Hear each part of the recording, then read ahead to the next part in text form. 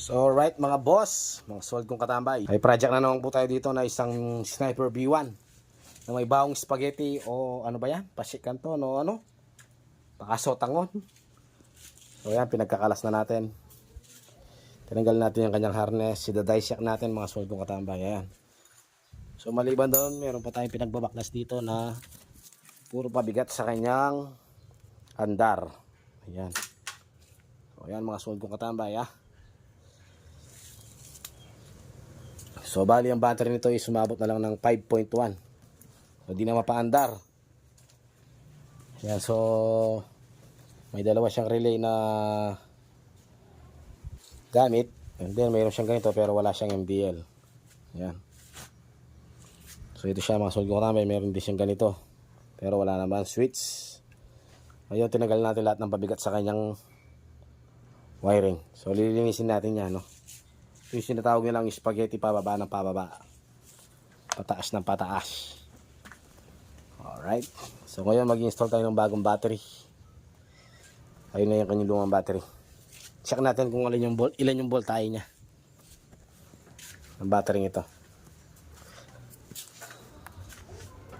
So check natin yung battery niya mga sold kong katambay. Ayan. So as you can see 12.2. Pero pag pinaandar mo, umaabot siya ng 5.1 to 4.1.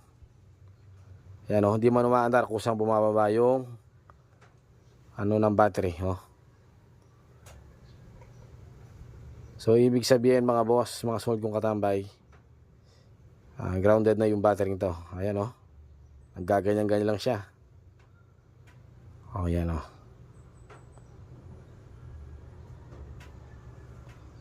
Hanggang sa ayaw na lang umandar mga sold kong katambay.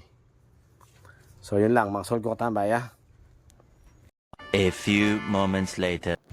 At dito nga mga sold kong katambay, nalinisan na natin. So malinis na yung kawiring. Detalye na yan mga sold kong katambay.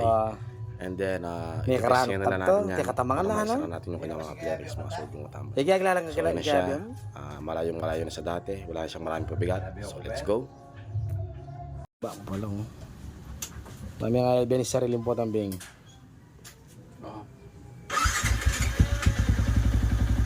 Tula ng placer pare. Sumangit. Headlight pre. Ayun lo. Papadan mo pare. Padan mo na lang. Busina pre.